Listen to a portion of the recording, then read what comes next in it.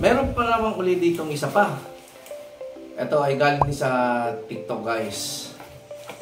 Bali ito ay handy fan na magagamit natin habang naglalakad. So nabili ko lang to guys sa halagang 27 pesos. So dahil hindi siya free delivery, bali umabot siya ng 120 pesos. Tara, buksan na natin ito guys.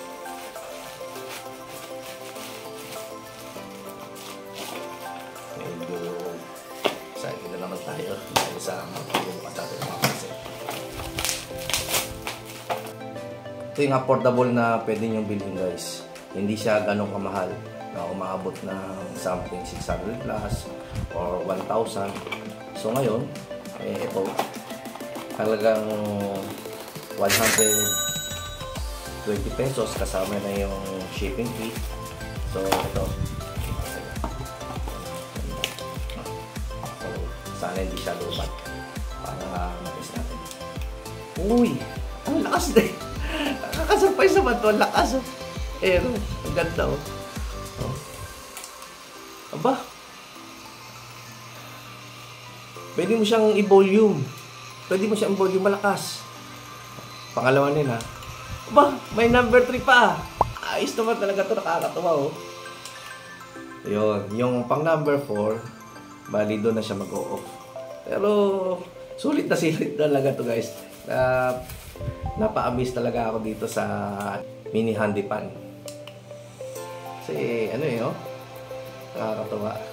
So guys, meron na siyang stand. Ayan, may kasama na siyang stand. Maririnig mo, napakalakas talaga. Meron na siyang stand. O ayan pag naka-stand siya, pwede siyang gano'n. Gusto mo naman nakataas, ikot mo lang siya. Diba? Nakatawain. So, ito nga pala guys yung pangalan ng brand na. Pakita ko sa inyo. Handheld Fan T20. Ganda. Tapos, bukod to guys, meron na rin siyang cord. Ayan. Ito ang cord niya.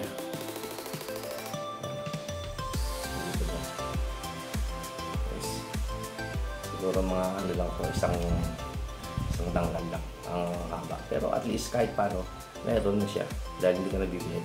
Ikakabit mo na lang ito doon sa adapter charger ng iyong phone. Okay. So, ito guys. Handy mini pan na may model na T-10. Okay.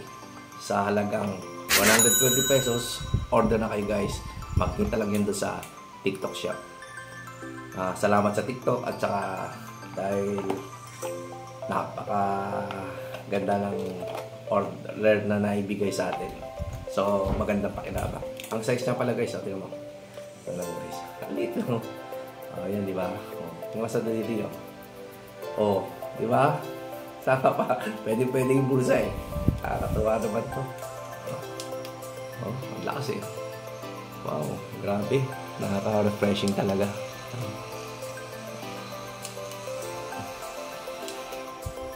Diba? Ito nga pala guys pagka init na init ka na habang naglalakad, pwede mong gamitin ito guys. Dito nga pala tayo ngayon sa HP ng Makati. So napakainit ng paligid. Set mo natin ito sa number.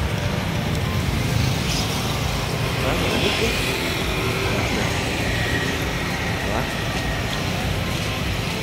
So tried and tested na. So yun lang guys. Legit, maganda siya. Shoutout nga pala sa ating kaibigan si Ray.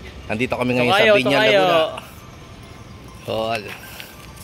Shoutout nga pala sa ating mga kaibigan, lalong-lalo na kay Ate Leti from Landre Motovlogs.